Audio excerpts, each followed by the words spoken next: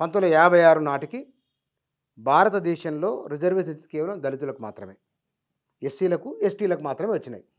అటు మధ్య భారతంలో ఉన్న జైపాల్ సింగ్, అంబేద్కర్ వీరి కారణంగా, అంబేద్కర్ చొరవ కారణంగానే ఎస్టీలకు వచ్చినాయి. తప్పది 1935లోనే ఎస్సీ అది సంస్థానంలో కొల్హాపూర్ కొల్హాపూరే కాదు, బ్రిటిష్ ప్రభుత్వం కూడా 1935 యాక్ట్లో పెట్టింది. అంబేద్కర్ దాన్ని పొందుపరిచాడు రాజ్యాంగంలో, కానీ పెట్టింది బ్రిటిష్ వాళ్ళు. ఓకే అనుకుందాం, ఎస్సీ ఎస్టీలకే పెట్టిండ్రు. అవును కదా. బీసీలకు కూడా ఉన్నాయి, బీసీలకు రాజకీయ ప్రాతినిధ్యం ఉంది, బీసీ రిజర్వేషన్లు ఉన్నాయి, తర్వాత మైనార్టీలకు రిజర్వేషన్లు ఉన్నాయి బ్రిటిష్ ప్రభుత్వంలో. అవి రద్దయినాయి ఎప్పుడు 1947లో, ఎప్పుడు మనకు స్వతంత్రం వచ్చి 1950 రాజ్యాంగం ద్వారా రద్దయినాయి. అంతకంటే ముందు వాళ్ళకు కూడా ఉన్నాయి. ముస్లింలకు ఉన్నాయి, బీసీలకు ఉన్నాయి, మహిళలకు ఉన్నాయి, మైనార్టీలకు. ఎస్సీ ఎస్టీలకే లేవు. ఎస్సీ ఎస్టీలకే బ్రిటిష్ వాళ్ళ అంటే బ్రిటిష్ ప్రభుత్వం 1935 యాక్ట్ తేయకముందు లేవు. బ్రిటిష్ వాళ్ళకి ఎప్పుడైతే ఎవరికి ఉండే అవకాశం లేదు కదా, మిగతా వాళ్ళకు ఉన్నాయి, కానీ ఎస్సీ ఎస్టీలకే లేవు. ఎస్సీ ఎస్టీలకు లేకపోతే మళ్ళీ అంబేద్కర్ 1931, 32, 33లో ఆయన మాట్లాడిండు, ఏది అందరికీ మీరు ఇచ్చారు ప్రాతినిధ్యము, మాకెందుకు ఇవ్వట్లేదు మీరు విద్యా ఉద్యోగ రంగంలో రాజకీయ రంగంలో, మాకు కూడా కావాలని చెప్పేసి అంబేద్కర్ బ్రిటిష్ వాళ్ళ మీద ఒత్తిడి తెచ్చిన తర్వాతనే ఇవాళ మనకు అవి చట్టబద్ధమైన బ్రిటిష్ వాళ్ళు మనకు ఇచ్చారు. 1947 తర్వాత భారత రాజ్యాంగం అమల్లోకి వచ్చినాక అకార్డింగ్ టు ఇండియన్ కాన్స్టిట్యూషన్ దళితులకు రిజర్వేషన్లు వచ్చినాయి భారత గణతంత్ర రాజ్యంలో. దళితుల తర్వాత మరెవరికి రిజర్వేషన్లు లేవు, ఎస్సీ ఎస్టీ ఎవరికి లేవు. అనంతరము నెహ్రూ, ఇందిరాగాంధీ పార్టీలు మారుతున్న కొద్దీ ఈ 75 ఏళ్ల కాలంలో అగ్రకులాల రిజర్వేషన్ల వరకు వచ్చింది. 1991, 92 నాటికి బీసీలకు కూడా లేవు కదా. మండల కమిషన్ వచ్చే నాటికి మండల కమిషన్ బేస్ చేసింది అంబేద్కర్. అయితే మండల కమిషన్ బేస్ ఆలోచన రాజ్యాంగంలో పొందుపరిచిన అంశం బేస్ చేసుకునే కదా వచ్చింది మండల కమిషన్. అంటే బీసీలకు కూడా కమిషన్ కావాలని చెప్పేసి ఆయన 340 చెప్పిండు, ఆయన చెప్పింది కాబట్టి వెసులుబాటు ఇచ్చింది కాబట్టి అంబేద్కర్ ఇచ్చింది కాబట్టి బీసీలకు వచ్చింది. ఇక్కడ రాజ్యాంగం అమలులోకి వచ్చినప్పుడు ఆనాడున్న పరిస్థితిని బట్టి అంబేద్కర్ అట్లా చెప్పిండు, వీళ్ళు హిందూ కుల వ్యవస్థకు పీడితులు కాబట్టి వీళ్ళకు ఈ వెసులుబాటు ఉండాలి. కులం మతం మారితే కనుక ఆ మతంలో కొంత గౌరవం ఎంతో కొంత ఉంటుంది. మీరు శ్రీపాద సుబ్రహ్మణ్య శాస్త్రి గారి కథలో చెప్తారు, మతం మారిన వాడు ఇస్లాంలోకి వెళ్ళిపోతే ఆ ఇంట్లో పనికి రావద్దనే మతం మారినాక వాడు మతం మారిపోయాడు అనేమనకండి అంటారు. అది మానసిక భావజాలం ఉన్నది. ఇవాళ వాళ్ళకు వచ్చిందంటే ఆ రోజు రాజ్యాంగం అమల్లోకి వచ్చినప్పుడు ఉన్న పరిస్థితిని బట్టి చెప్పబడింది. ఇప్పుడు బీసీల సమస్యను ఈ దళితులు ఒకే ఘటన కడతారు, అప్పుడు మీరు డిమాండ్ చేయండి, మరి ఎస్సీలకు ఉన్నట్లుగానే వాళ్ళకు చేయండి అని చెప్పండి, కానీ మమ్మల్ని కూడా మళ్ళీ గుర్తించండి, మాకు రిజర్వేషన్లు. అందుకే నేను అదే అంటాను, మత స్వేచ్ఛ డిమాండ్ న్యాయమైందన్న మీద 100% న్యాయమైంది. ఎట్లా అంటే మత స్వేచ్ఛ అనేది భారత రాజ్యాంగం పొందుపరిచినప్పుడే అందరికీ భారత పౌరులందరికీ వచ్చింది. భారత పౌరులందరికీ మత స్వేచ్ఛ వచ్చింది. అధికరణ 25, 26లో మీరు ఏ మతమైనా తీసుకోండి, మీరు ఏ మతంలోనే ఉండండి, ఏ మతమైనా మార్చుకోండి, అది మీ స్వేచ్ఛ, మీ ప్రాథమిక హక్కు అని చెప్పేసి మత స్వేచ్ఛ ఒకవైపు ఇస్తూనే మేము ఆ మతంలో పోతే రిజర్వేషన్ రద్దు చేస్తామని చెప్పేసి చెప్పడం అనేది ఏ మేరకు భారత రాజ్యాంగం పొందుపరిచిన మత స్వేచ్ఛ యొక్క అర్థం ఉంటుంది. ఇప్పుడు ఆర్టికల్ 14, 15, 16, 17 సమానత్వము, రైట్ టు ఈక్వాలిటీ అనేదాన్ని స్పష్టంగా పొందుపరచడం జరిగింది. అందరికీ సమానత్వం అనేది, అలాగే భారత పౌరులందరికీ మత స్వేచ్ఛ ఉన్నదనేది. అంటే ఇష్టానుసారమైన మతం తీసుకోవచ్చు 100%. మీరు ఇంగ్లీష్ చదువుకొని ఆ కింద ఉన్న దళితులను తొక్కేయవచ్చు, ఒప్పుకోలే మాట. 100%. మీరు క్రిస్టియన్ మతం తీసుకున్న వాళ్ళు లేదా ఇస్లాం మతం తీసుకున్న వాళ్ళు మీ ప్రపంచం వేరు. ఆ ప్రపంచం వేరైన వాళ్ళు హిందూ మతంలో హింసపడుతున్న వారిని వారు ఉద్ధరణ కోసం పెట్టిన దాన్ని మీరేం చేస్తామంటే ఎట్లా తప్పు కదా అది. అసలు హిందూ మతంలో ఉన్న వాళ్ళని తొక్కేసే ప్రయత్నమే అసలు జరగలేదు. అసలు అది ఆ ఆలోచనే తప్పంటున్నా. ఎందుకు అంటున్నానంటే ఈ మాట, ఇవాళ ఫర్ ఎగ్జాంపుల్ మా వాళ్ళు కనుక క్రైస్తవ మతం తీసుకోకుండా ఉంటే ఈ రోజు వరకు కూడా నిన్న మోడీ ఇక్కడ మందిరాన్ని నిర్మిస్తూ ఉంటే గుజరాత్లో ఆయన రామాలయాలు పోయినందుకు దళితులను కుక్కలను కొట్టినట్టు ఇవాళ మొత్తం సోషల్ మీడియా అంతా అదే ఉన్నది. ఈ రోజు వచ్చిన సోషల్ మీడియాలో అంతా కూడా అదే ఉన్నది. రేపే రామమందిర నిర్మాణం ప్రతిష్ఠ జరగబోతున్న క్రమంలో ప్రధాని నరేంద్ర మోడీ ప్రాతినిధ్యం వహిస్తున్న తన రాష్ట్రంలోనే ఇలా దళితులను కుక్కల కంటే హీనంగా చూస్తున్నారు, మనుషుల కంటే కాదు కుక్కల కంటే హీనంగా చూస్తున్నారు. ఆ పరిస్థితి హిందూ మతంలో ఉంది కాబట్టి రిజర్వేషన్ వచ్చింది. మరి కాదు, రిజర్వేషన్లు వచ్చినాయని కుక్కకు బొక్కేసినట్టుగా మేము మా ఆత్మగౌరవం చంపుకొని మేము బలవంతంగా పోయి బానిసలుగా బతకాలా ఏంది? అదేనా భారత రాజ్యాంగం బోధిస్తున్నది? అంటే భారత మతం మార రాజ్యాంగం 100% మత స్వేచ్ఛ మాకు కూడా అంటే ఎవరైనా కల్పించింది. ఇప్పుడు ఆ కొట్టిన వారి మీద కేసు పెట్టమనండి. ఆ అరే కొట్టిన కేసులు వారిని ఎంతకాలం జైల్లో అండి? వేయమనండి. కేసులు వెంటనే నేను ఒకటే అడుగుతున్నా ఈ పని సందర్భంగా. చేయమ- అరే ఎవరు- మతం మేము మారుతాం 100% మా హక్కు, అది మా ప్రాథమిక హక్కు. మతం హిందూ మారుతాం మతంలో ఉన్నవారు ఇప్పుడు కానీ మా కులం లోపాలకు మారతలేదు. మతం లేదు. మా కులం మారతలేదు. మేము మతం మారినా మా కులం మారతలేదు. మా మరి కులం మారకండి. కాదు. దీంట్లో fight చేయండి. నేను ఏమంటున్నా, దీంట్లో ఉండి fight క్రైస్తవ చేయండి. ఉండదు. ఇదే కులం- దాంట్లో ఉండి ఇదే fight వ్యవస్థలో చేయాల్సిన ఉండి అవసరం లేదు. మీరు- అంబేద్కర్ కూడా దాంట్లోనే ఉండి ఎందుకు ఫైట్ చేయలేదు? ఆయన ఎందుకు? బౌద్ధంలో ఆయన ఉన్నాడు. బౌద్ధం ఎందుకు పోయిండు? భారతదేశ మతం అది. అది కాదు భారతీయ జీవన విధానం అట్లంటే అది. నేను ఒకటి అంటాను, భారతదేశ మతమైనప్పుడు ఈ భారతదేశ మతంలో ఓసీలు కూడా భారతీయ క్రైస్తవులే కదా, బీసీలు కూడా భారతీయ క్రైస్తవులే కదా, ఎస్టీలు కూడా భారతీయ క్రైస్తవులే కదా.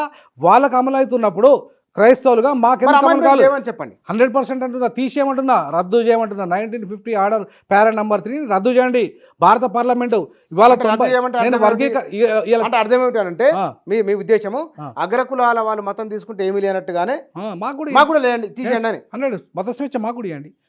వాళ్ళకు మత స్వేచ్ఛ ఇచ్చింది వద్దంటలేను, మాకు కూడా ఇవ్వండి అంటున్నా మత స్వేచ్ఛ. మాకు మత స్వేచ్ఛను ఎందుకు రద్దు చేస్తున్నారు మీరు? భారత రాజ్యాంగంలో బాబాసాహెబ్ అంబేద్కర్ దళితులై ఉండి మాకు మత స్వేచ్ఛను లేకుండా ఎట్లా చేసిండు? ఒక మాట చెప్పనా నేను, ఎక్కడైతే పోగొట్టుకున్నామో అక్కడనే వెతుక్కోవాలి. అవునా? అవును. ఇవాళ కులం అనే దానికి నిర్దిష్టంగా 10,000 20,000 ఏం లేదు. అది ఒక 1000 సంవత్సరాలు 1500 సంవత్సరాల కంటే కులం వయసు ఎక్కువ లేదు ఇండియాలో. మనం చూస్తున్న ఆధారాన్ని బట్టి కూడా సింధు నాగరికత కాలం నాటి కులం లేదు. ఆ మాట ఎందుకు, కాకతీయుల కాలంలో కూడా కుల వ్యవస్థ బలంగా ఉన్నట్లు లేదు మనకు. వాళ్ళు శూద్రులు పరిపాలించిన వారు, యాదవ రాజ్యాలు ఉన్నాయి. అంతకుముందు అశోక చక్రవర్తి దళితుడే ఉన్నాడు. ఇవాళ దళితులు అంటున్నాం, ఆ రోజు కాదు కదా వాళ్ళు. కాబట్టి భారతదేశంలో కులం అనేది దీని మొత్తం కులం యాంగిల్లో చూసి మొత్తం దుర్మార్గం అనడం, దీని నుంచి తప్పించుకొని బయటికి వెళ్ళిపోయి మళ్ళీ సమర్థించుకోవడం న్యాయమైందేనా?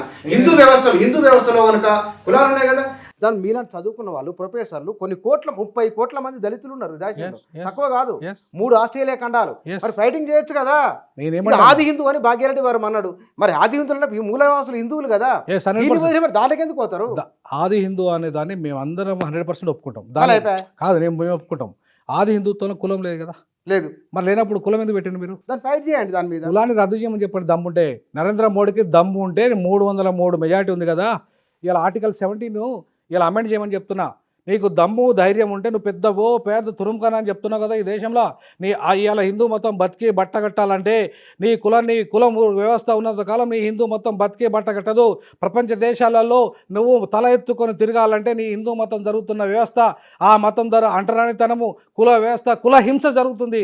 ఇవాళ 2001లో ఒక లాస్ట్ కాలర్ విద్యార్థిగా నేను ఐక్యరాజ్య సమితి నిర్వహించిన దర్బన్ సదస్సులో కూడా లేవనెత్తాను ఈ అంశాలని. డర్బన్ సదస్సులో 2001 23 సంవత్సరాల తర్వాత కూడా మళ్ళీ అదే అంశాన్ని మళ్ళీ లేవనెత్తుతున్నాయి. ఇవాళ ప్రపంచం మొత్తం ఏ వేదికలలో మాట్లాడుతున్న ఈ అంశాలను మీకు నరేంద్ర మోడీ గారు ఇవాళ ఈ కుల వ్యవస్థ వల్ల మీరు రామ మందిరం కట్టారు, హాయి సంతోషం, నేను స్వాగతిస్తాం, దాన్ని వ్యతిరేకిస్తలేం మేము. మీ మతాన్ని, మీ మత స్వేచ్ఛను మీరు కాపాడుకోండి, దాంట్లో తప్పేం లేదు. కానీ ఆ మతములు కుల వ్యవస్థ కారణంగా మా వాళ్ళు ఇవాళ అణచివేతకు, అన్యాయానికి అంటరాని వారిగా, ముట్టరాని వారిగా చూస్తూ మనుషులుగా చూడబడతలేరు. మాకు మత స్వేచ్ఛ లేదు ఈ దేశంలో 175 సంవత్సరాల తర్వాత కూడా. మరి అట్లాంటి పరిస్థితులలో కులం అనే కారణంగానే జరుగుతున్నప్పుడు కుల వ్యవస్థ రద్దు చేయండి. ఒక మాట మీరు ఒకవైపునేమో రిజర్వేషన్లు కావాలంటారు, ఒకవైపునేమో కులమే రద్దు కావాలని అంటారు. ఇదంతా క్లమ్జీ అనిపిస్తలేదా? 100% క్లమ్జీ కాదు. కుల వ్యవస్థ రద్దు చేయండి, కులం రద్దు అయిన తర్వాత ఆర్థిక ప్రాతిపదికన రిజర్వేషన్ వేయండి. కులం రద్దు కాకుండా కులం ఉన్నంత కాలం కుల వ్యవస్థ మీదనే రిజర్వేషన్లు ఉంటాయి. కులం రద్దు చేయండి, మేము అడగండి. సోషల్ మీడియాలో వ్యక్తమవుతున్న అభిప్రాయం, కొంతమంది సోషల్ మీడియాలో వీడియోలు కూడా పెడుతుంటారు, హిందువులంతా ఒకటే, కులాలు అనేది మనం కులాల గురించి ప్రస్తావన వద్దు, కులం ఇంట్లో ఉండాలి, బయటకు వచ్చినాక అందరం హిందువులం అనే ఒక ప్రచారం కూడా. తప్పది. ఇప్పుడు కమ్యూనిస్టులు కూడా ఇట్లే మోసం చేశారు.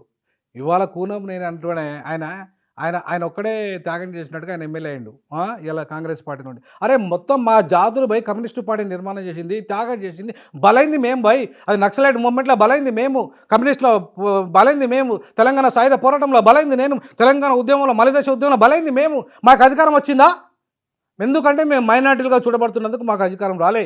ఎందుకంటే మేము కుల వ్యవస్థలో అణచివేత గురవుతున్నందుకు మాకు అధికారం రాలే. చివరికి బహుజనవాదం పేరు మీద ప్రవీణ్ కుమార్ లాంటి వాడు గెలవలేకపోయిండు. ఎందుకంటే ఖచ్చితంగా మా వాళ్ళు ఇంకా చైతన్యానికి రాలేదు. ఎందుకంటే మేము మా మైండ్ సెట్లో, మా చిప్పులో మేము మైనార్టీలము, మేము మెజార్టీ బ్రాహ్మణులు, మైనార్టీ, రెడ్డి మైనార్టీ, దళితులు మైనార్టీ అని మీ ఉద్దేశం? క్రిస్టియన్ దళితులు మైనార్టీ, క్రైస్తవులు మైనారిటీ, దళితులు కూడా మైనారిటీ, అలా దళితులు కూడా మైనారిటీ. అంబేద్కర్ దృష్టిలో దళితులు కూడా మైనారిటీ. కాబట్టి ఇవాళ మేము మైనారిటీ అనే పదంలో నెట్టుబడాం. 30 కోట్ల మంది ఉన్న పాపులేషన్ మైనారిటీ అవుతారా? అదే కదా నేను ఇవాళ నిర్వచనం చేయమంటున్నా. మైనారిటీ కూడా మొత్తం మార్చమంటున్నా. Minority definition మార్చమంటున్నా. కానీ ఇప్పుడు 12% ఉన్న ముస్లింలు, 12% ఉన్న ముస్లింలు మైనారిటీలు ఎట్లయితారు దేశంలో? 3% ఉన్న బ్రాహ్మణులు మైనారిటీలు అవుతారా? 12% ఉన్న ముస్లింలు మైనారిటీలు అవుతారా? ఎవరు మైనారిటీలు ఈ దేశంలో? డెఫినేషన్ లో తప్పు ఉంది అంటారు. 100%. ఒక మాట చెప్తాను మీకు, 100%. మీరు అంబేద్కర్ కు దళితులు మైనారిటీ మీరు అన్నారు కదా. 1921 జనాభా లెక్కల ప్రకారం ఆనాడున్న బ్రిటిష్ ఇండియాలో లెక్కేస్తే బ్రాహ్మణుల పాపులేషన్ ఎక్కువ ఉంది. ఆ తర్వాత మాది చమర్ల పాపులేషన్ ఎక్కువ ఉంది. అంబేద్కర్ ఆ మాత్రం గుర్తు లేకుండానే మనకి స్వతంత్రం వచ్చింది ఎప్పుడు? 47. 47కు 21కి ఎంత తేడా? చాలా తేడా ఉంది. మన జనాభా లెక్కలు ఎప్పుడు దేని ఆధారంగా ఇవ్వాలి? దేని ఆధారంగా? నేను అనేది తప్పు అంటున్నా, అది తప్పు అంటున్నా. ఇవాళ క్యాలిక్యులేషన్లో తప్పు ఇవాళ నేను అంటున్నా. మరి అట్లా అనుకుంటే ఇవాళ వర్గీకరణ సూత్రానికి మాలలు అత్యధికంగా లాభపడుతున్నప్పుడు, జస్టిస్ ఉషా మేయర్ కమిటీ చెప్పింది, జస్టిస్ రామచంద్ర కమిటీ చెప్పింది, అంతకుముందు లోకూర్ కమిటీ చెప్పింది. మరి ఇవన్నీ చెప్పినా కూడా ఇలా మాలలు ఎందుకు అంగీకరిస్తలేరు? మేము బాగా లబ్ధి పొందిన అనే విషయాన్ని ఎందుకు అంగీకరిస్తలేరు వాళ్ళు?